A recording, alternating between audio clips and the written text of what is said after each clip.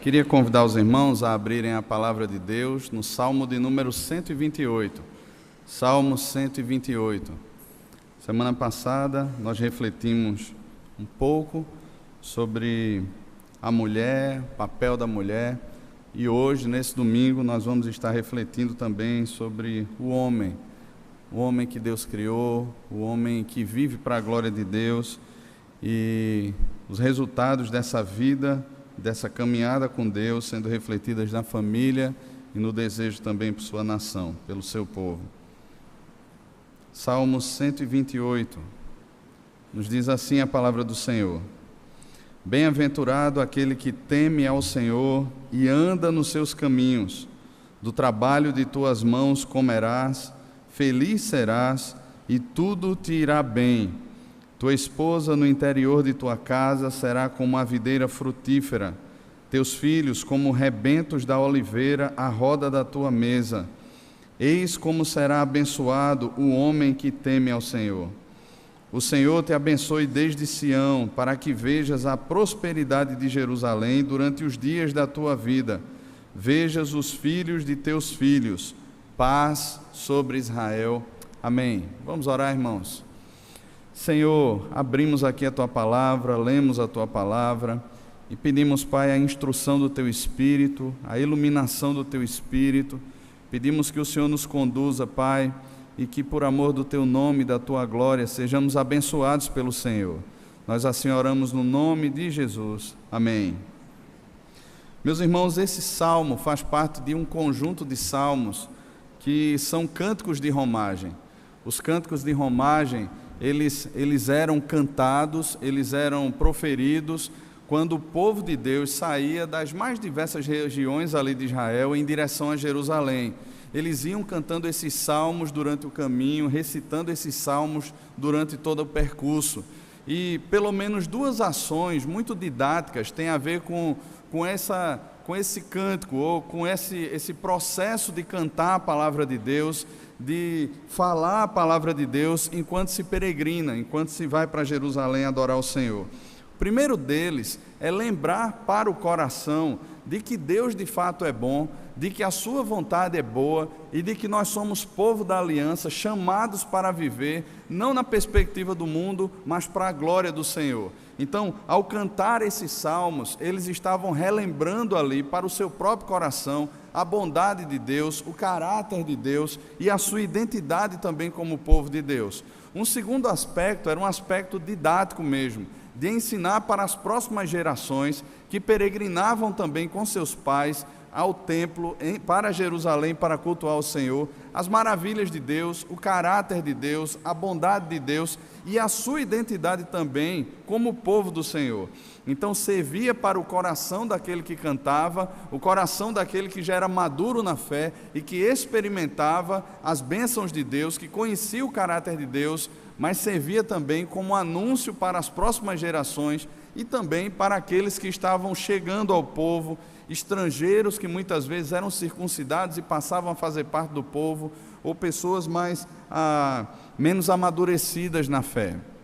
Então, os cânticos de romagem, eles eram cantados dentro dessa perspectiva. O texto que nós lemos aqui, ele fala sobre um homem que ele é bem-aventurado. E eu queria pensar com você em três aspectos aqui, nesse salmo, três aspectos que estão bem definidos até no texto. E o primeiro desses aspectos é que essa felicidade, essa satisfação, essa bem-aventurança, ela acontece no coração como fruto do temor ao Senhor. Provérbios 9:10 nos afirma que o temor do Senhor é o princípio da sabedoria. Lá no livro de Jó, capítulo 28, versículo 28, Jó também fala sobre a sublimidade do temor ao Senhor. E a palavra temer a Deus significa não um medo de Deus, não um pavor de Deus, ainda que isso esteja presente na tradução dessa palavra, e são pelo menos 63 vezes que ela aparece no Antigo Testamento, e em algumas vezes ela vai indicar assim o pavor, o pânico mesmo, como um sentimento de medo, e principalmente quando se refere a outros povos, a povos pagãos. Quando ela se refere ao povo de Deus, tem muito mais a ver com um temor reverente, como eu conheço o caráter de Deus, eu reconheço o seu poder, eu reconheço a sua glória, e eu me prostro diante disso, e eu reverencio isso, eu reconheço a minha pequenez, reconheço que eu não sou Deus, reconheço que eu não sou soberano, e estou diante de um Deus santo, de um Deus soberano, de um Deus que de fato é poderoso. Talvez não precisasse a gente abrir esse parênteses aqui, mas eu acho necessário, de certa forma, porque esse homem que teme ao Senhor, esse homem que está cantando ao Senhor, ele tem convicção da sua identidade, ele sabe quem ele é.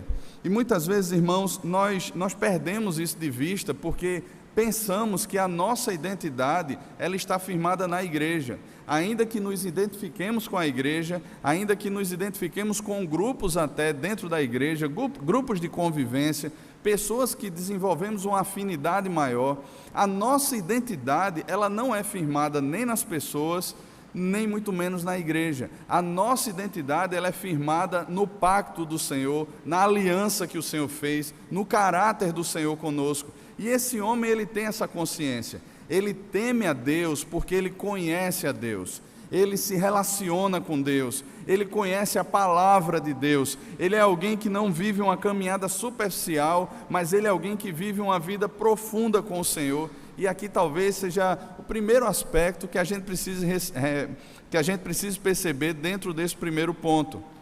Conhecemos de fato a Deus? Ontem à noite eu pregava num acampamento, e pré-adolescentes e adolescentes, e eu perguntei assim: quem daqui conhece Jesus? Todos levantaram a mão. E eu perguntei para eles o que era conhecer, porque muitas vezes o que está na nossa mente é aquele conhecimento lógico, nós ouvimos falar, mas o conhecimento do Senhor que a Bíblia revela, por exemplo, lá em João capítulo 6, quando o Senhor Jesus atravessa ali aquele lago, vai para outra margem, e as multidões estão seguindo o Senhor Jesus, eles estão seguindo, e o Senhor no seu discurso, ele revela ao coração daquela multidão: vocês me seguem, não porque vocês viram os milagres, e os milagres levam vocês ao conhecimento de Deus, revelam Deus ao coração de vocês, mas vocês me seguem porque vocês comeram dos pães dos peixes e se fartaram. Era uma perspectiva de seguir a Jesus com base naquilo que Jesus poderia me dar. Eu reconheço que Ele tem comida para dar e minha barriga está com fome, então eu vou seguir por aquilo que as suas mãos podem fazer a meu respeito. Só que Jesus traz um discurso muito duro ali.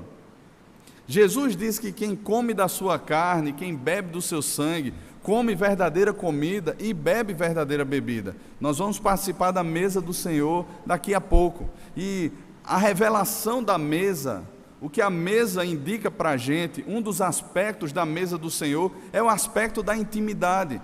O judeu, ele recebe em casa e ele se assenta à mesa com pessoas que ele tem ou deseja ter um relacionamento íntimo. Ele não senta com o desconhecido, e a mesa na palavra do Senhor representa esse ambiente de intimidade. Quando então Jesus fala do seu corpo e do seu sangue, ele não está chamando ninguém ao canibalismo, mas ele está apontando que esse relacionamento com Deus é um relacionamento de intimidade, é um relacionamento onde ele está sendo oferecido e as pessoas devem segui-lo com base num relacionamento íntimo. Aqueles homens e mulheres, eles vão embora dali, eles não ficam, porque a intimidade, o relacionamento, ele não é condizente com o interesse, com essa aproximação interesseira. Relacionamentos íntegros, relacionamentos íntimos, eles não são condizentes com a prática, com aquilo que estava no coração daquela multidão, e eles começam a se dispersar. De repente ficam alguns poucos ali, Jesus engrossa o caldo do discurso, aqueles poucos vão embora, restando apenas os 12. E Jesus olha para aqueles homens assim: e vocês também não vão embora? E Pedro ali toma a voz ali diante dos discípulos e diz assim: Senhor, para quem iremos nós? Para quem? Só Tu tens as palavras de vida eterna, e nós temos crido e conhecido que Tu és o Santo de Deus.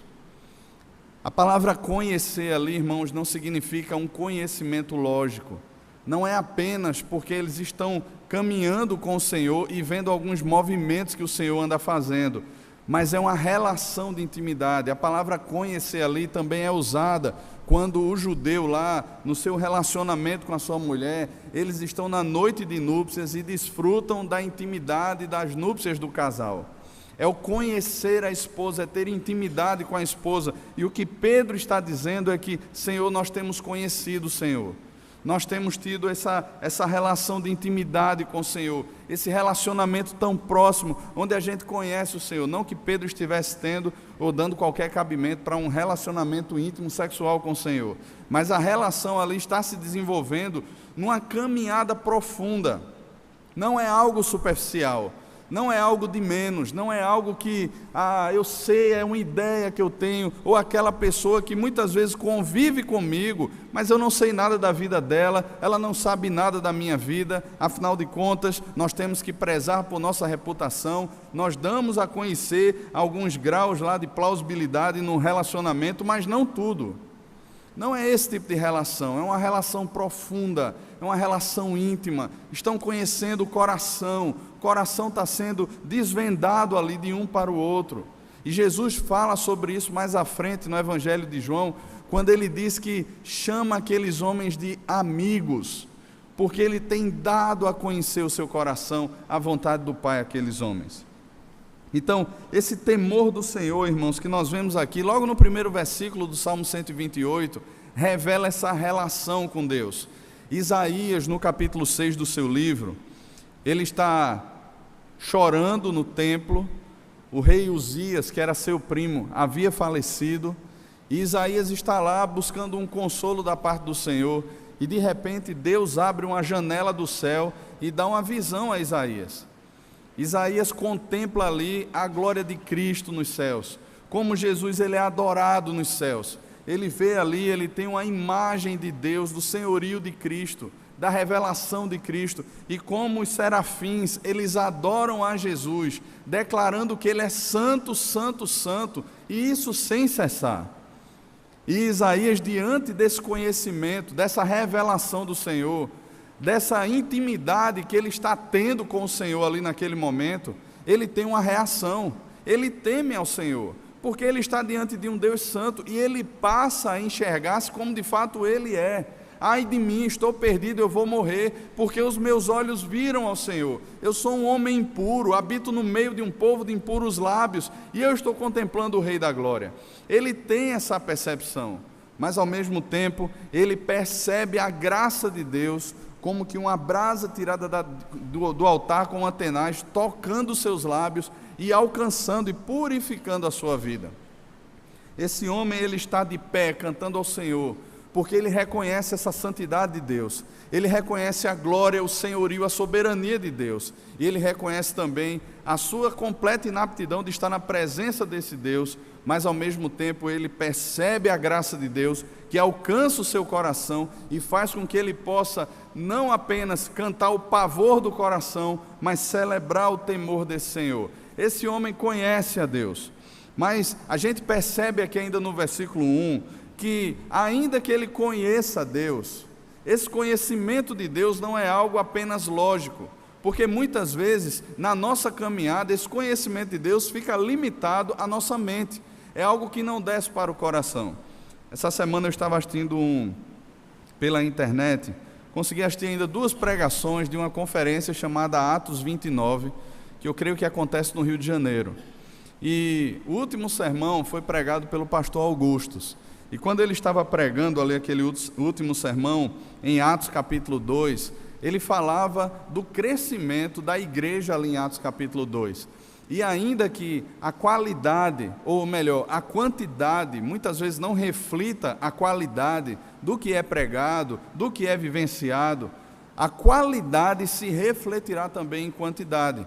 E ele chamava a atenção para muitas vezes igrejas que têm um padrão de excelência, de qualidade muito grande aos olhos da própria igreja, um padrão de pureza e de qualidade muito grande aos olhos da igreja, mas isso não se reflete em crescimento, isso não se reflete em discipulado, isso não se reflete numa caminhada onde eu anuncio o Evangelho para pessoas que não conhecem o Senhor Jesus.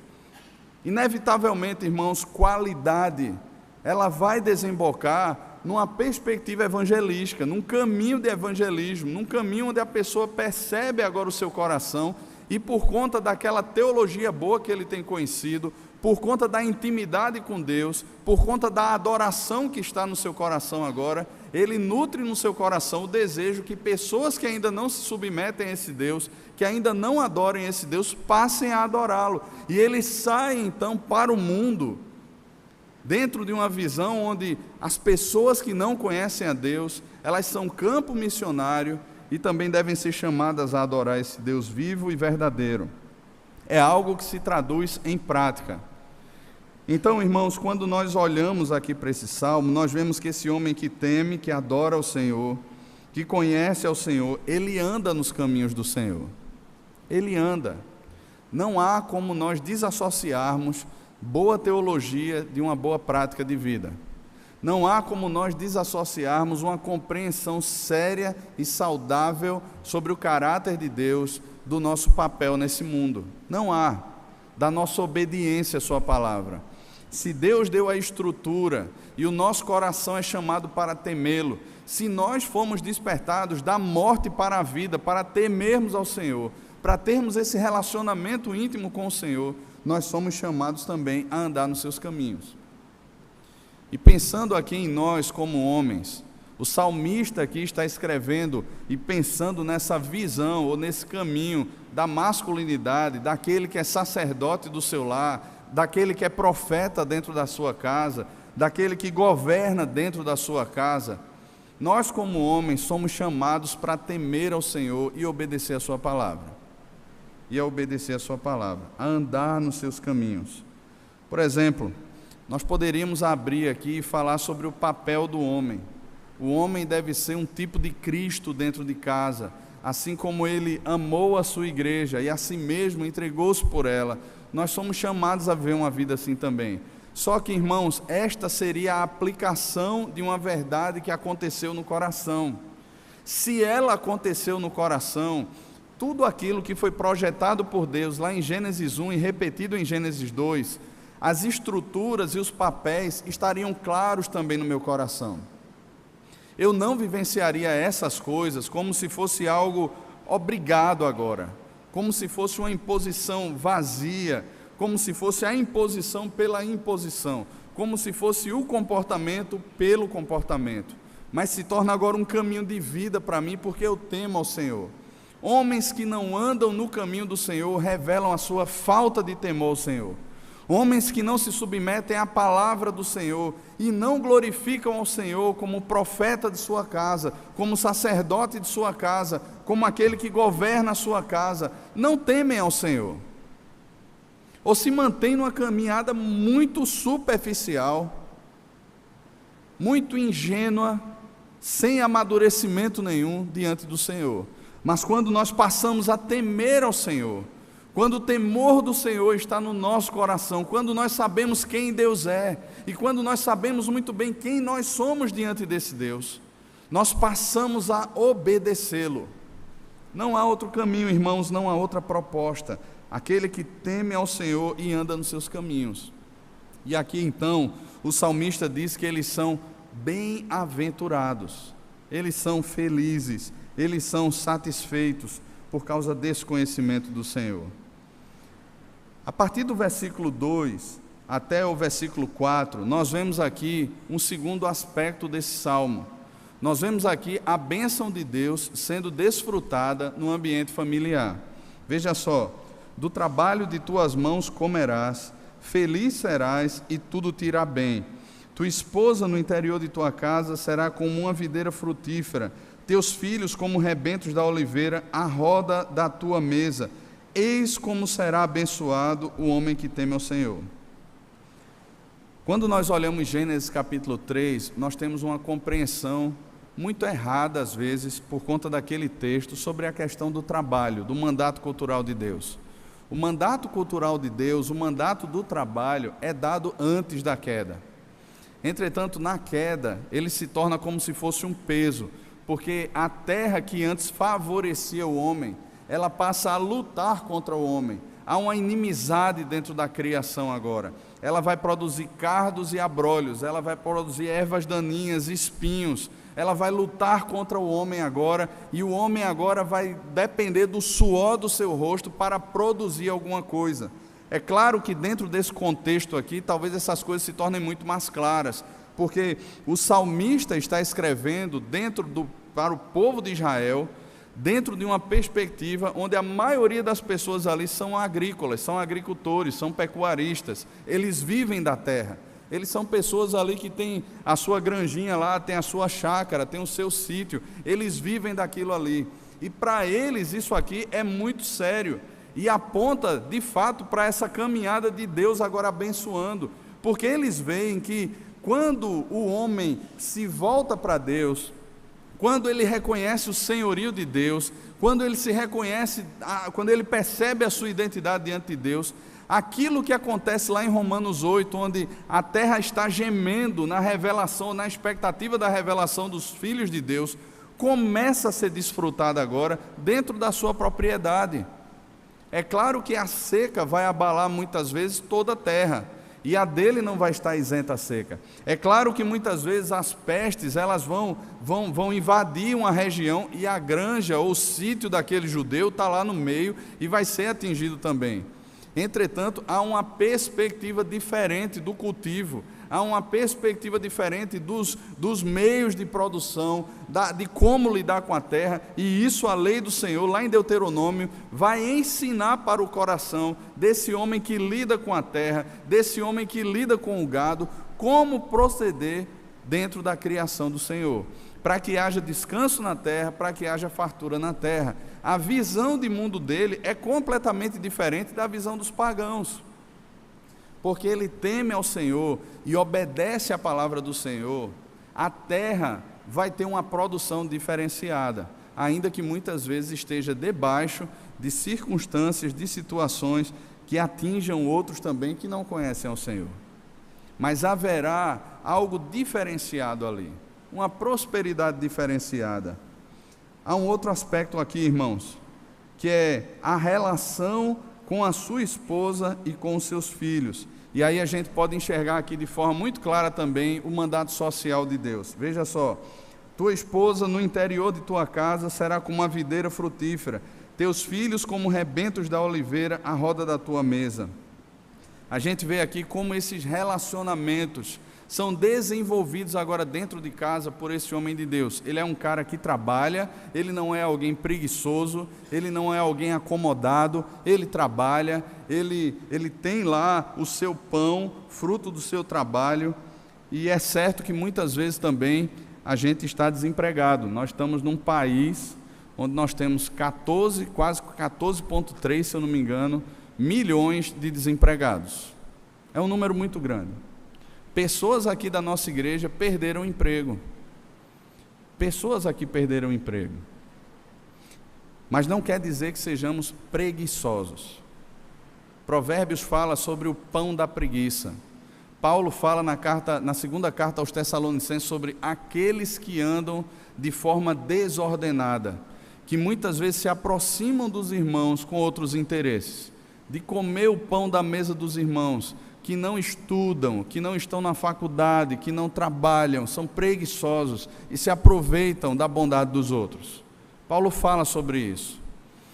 Aquilo ali também tinha um contexto muito interessante, porque muitos missionários, eles saíam pelo mundo e havia um prazo muito estabelecido para os missionários permanecerem em determinadas regiões.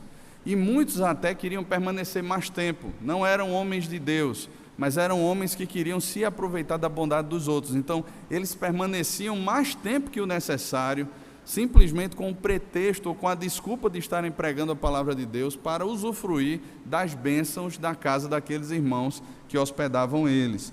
Não é esse o caso desse homem. Esse homem aqui, ele trabalha, ele pode muitas vezes até ficar sem o seu emprego, mas ele não come o pão da preguiça, ele não é alguém acomodado, ele é um sacerdote do lar e ele entende o mandato cultural de Deus.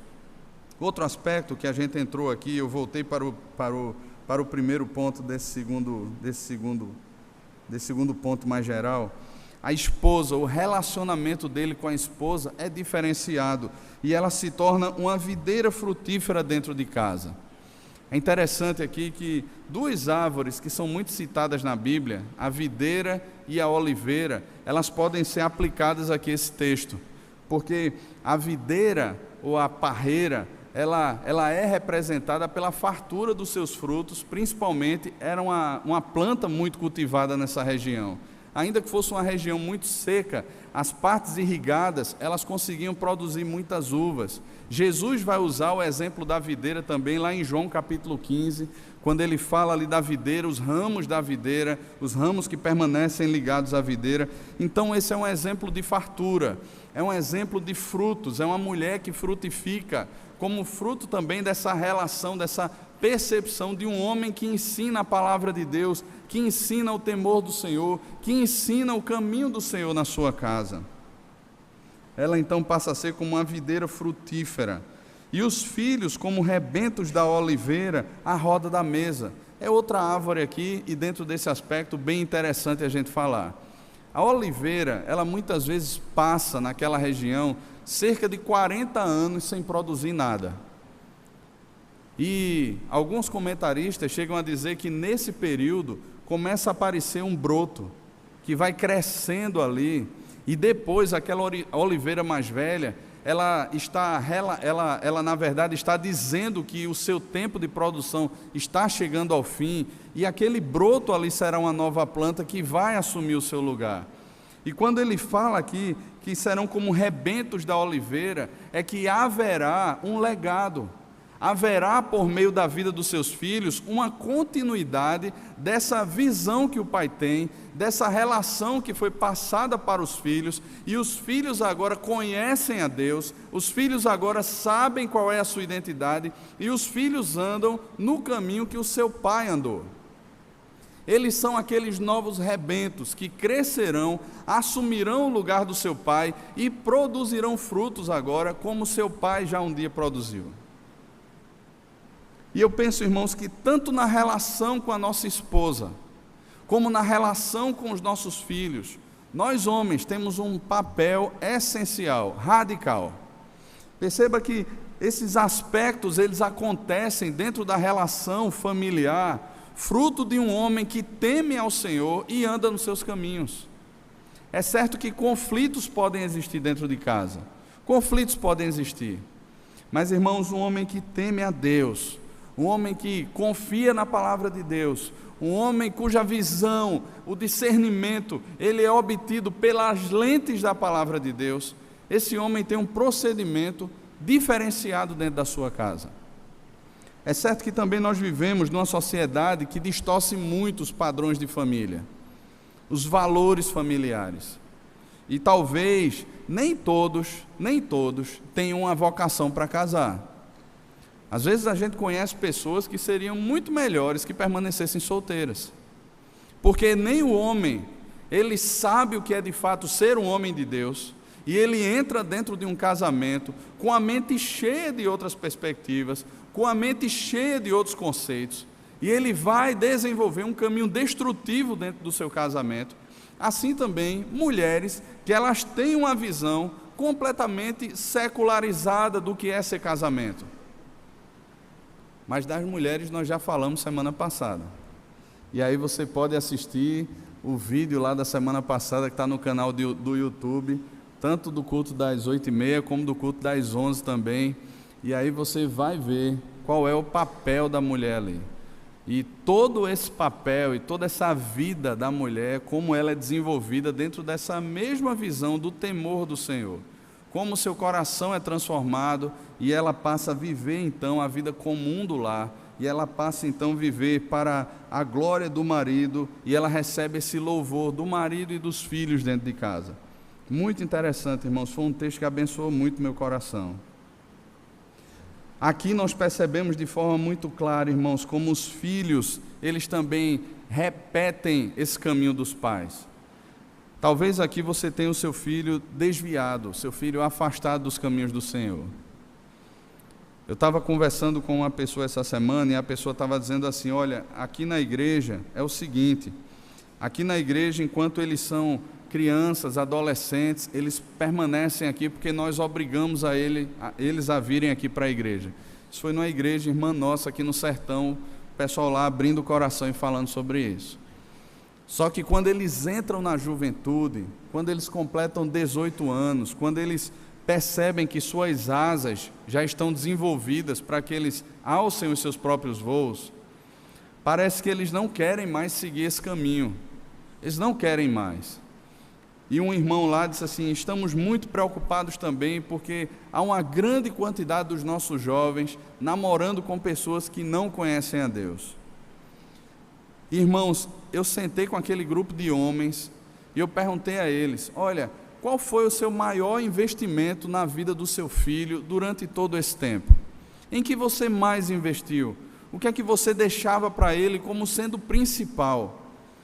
E a uma só, todos eles responderam de forma diferenciada: nós entregamos a educação dos nossos filhos, a educação espiritual dos nossos filhos à igreja.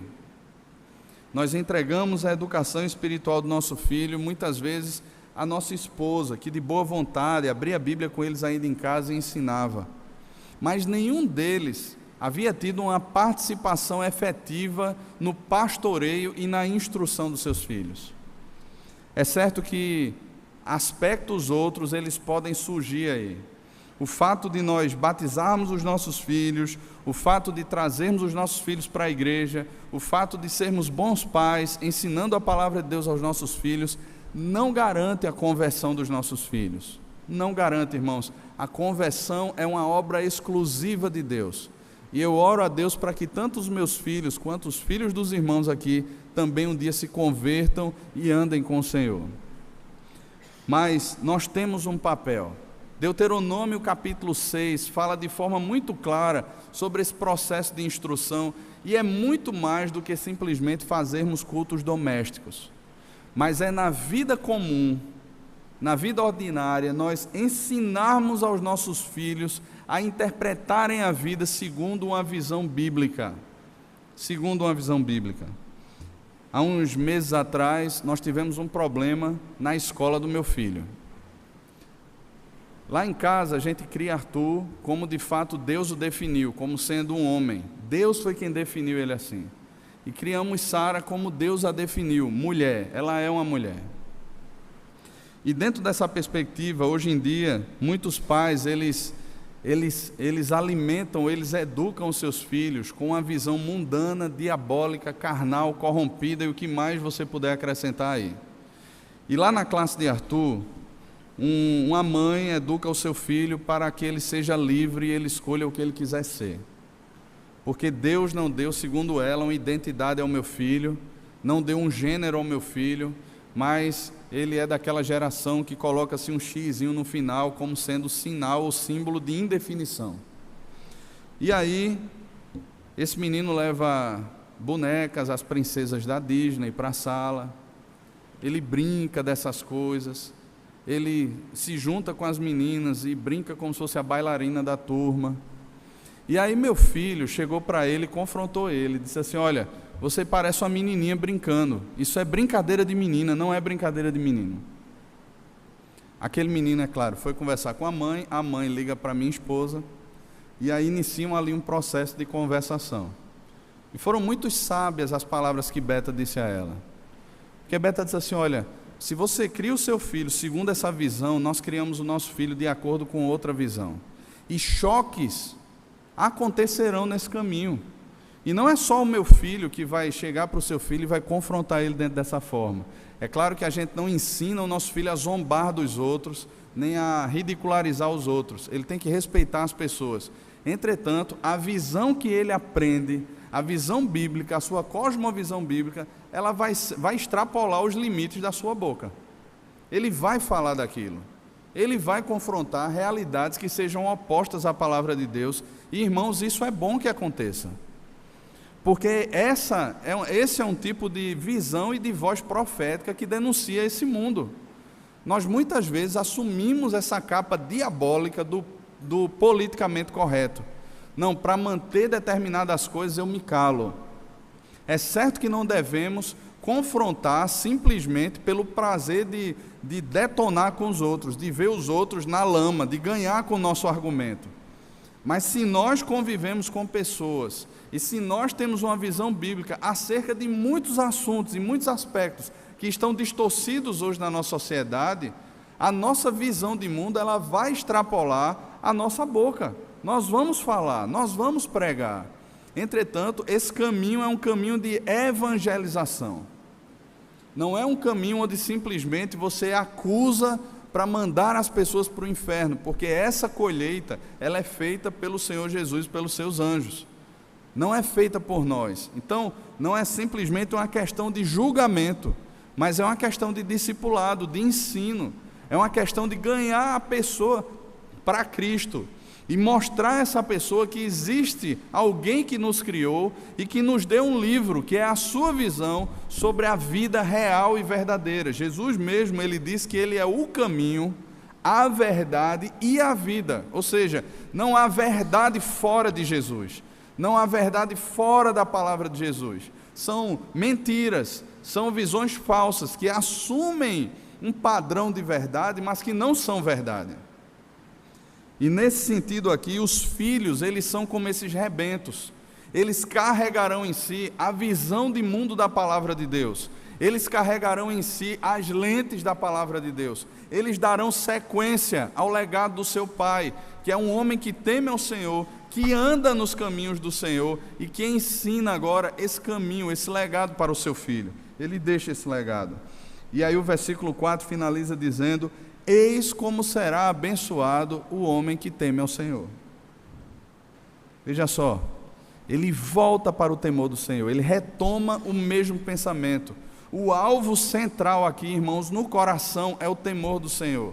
Note que não é uma visão comportamental, não é assumirmos a capa de crente e dizermos assim: olha, porque agora eu faço parte de uma igreja, porque eu recebi um conjunto de regras, um manual de instruções, agora eu vou viver assim para isso. Mas é fruto do temor do Senhor, de uma conversão genuína, da percepção de que se é povo da aliança, de que se tem uma identidade no Senhor, que passa-se a viver agora uma vida para a glória do Senhor. O terceiro ponto desse salmo está aí nos versículos 5 e no versículo 6, quando diz: o Senhor te abençoe desde Sião, para que vejas a prosperidade de Jerusalém durante os dias de tua vida, vejas os filhos dos teus filhos, paz sobre Israel. Note agora que ele deseja essa mesma bênção que ele desfruta. Ele, quando cantava isso, indo em direção ao templo, ele vive essa bênção de Deus, e ele não é egoísta, ele passa agora a ensinar isso a outros homens também. O Senhor te abençoe desde Sião. De repente ali ele vai com alguém mais próximo e vai cantando e vai falando desse salmo, dessa verdade bíblica, e rogando já a bênção de Deus sobre alguém que está de lado.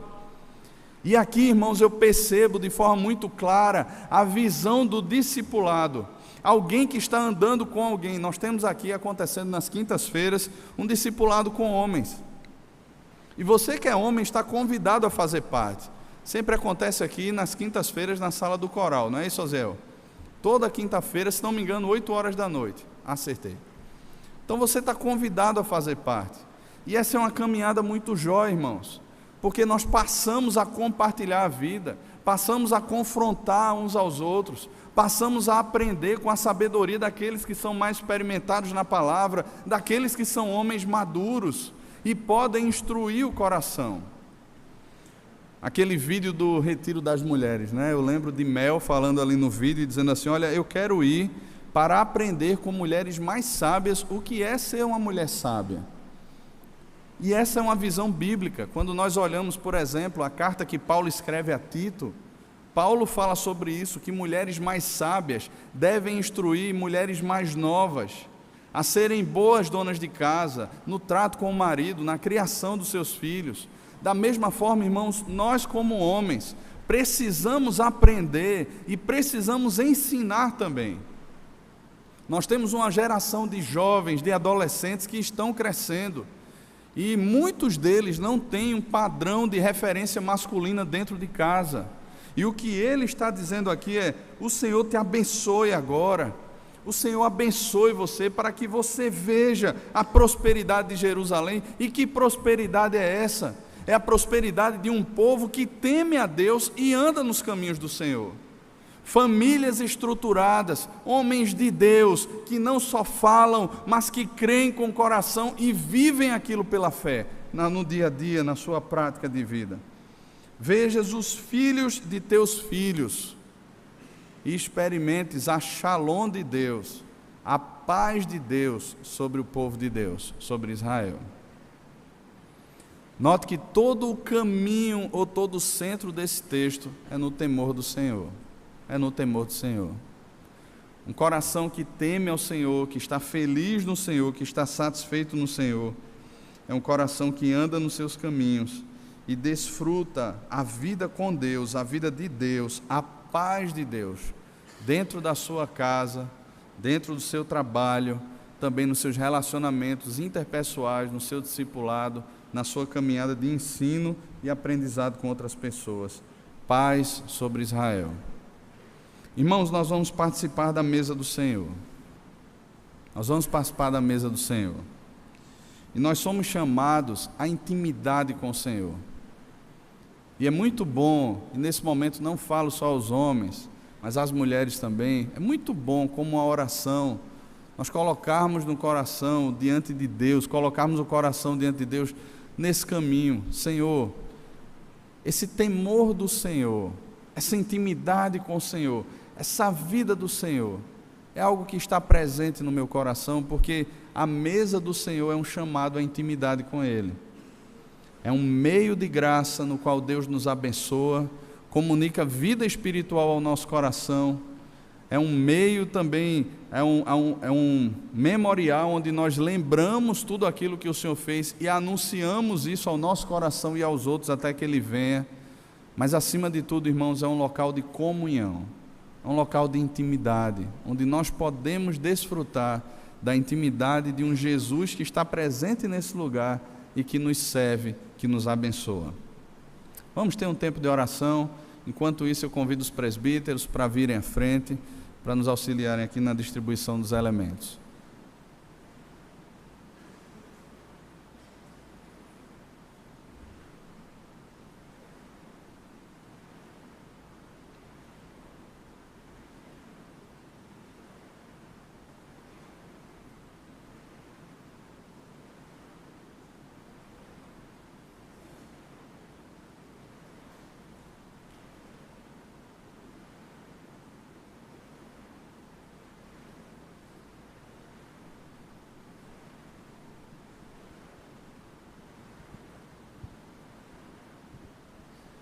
Som.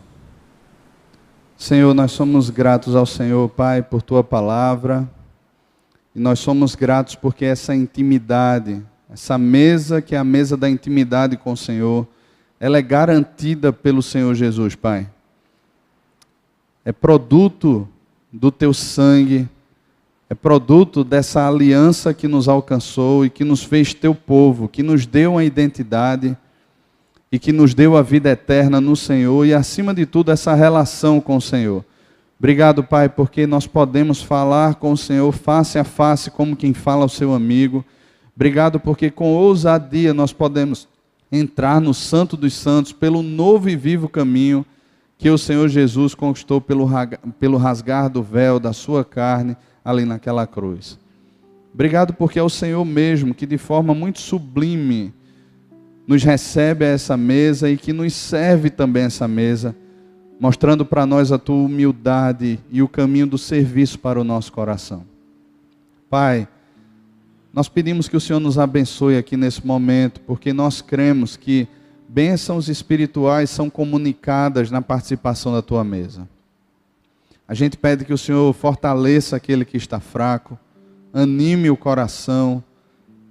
Senhor, que o Senhor restaure relacionamentos, que o Senhor, Pai, se apresente diante de nós de forma tão poderosa, Pai, ao ponto do nosso coração se curvar diante do Senhor, reconhecendo quem o Senhor é, reconhecendo a Tua graça e bondade, e vivendo, Pai, segundo a Tua palavra nos preceitua, segundo aquilo que é vontade do Senhor, para a glória do Senhor, e para a paz do Senhor na nossa vida, na nossa casa, nos nossos relacionamentos.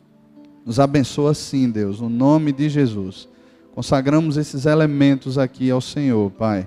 São tirados de um uso comum e que servem agora como alimento espiritual também ao nosso coração. No nome de Jesus.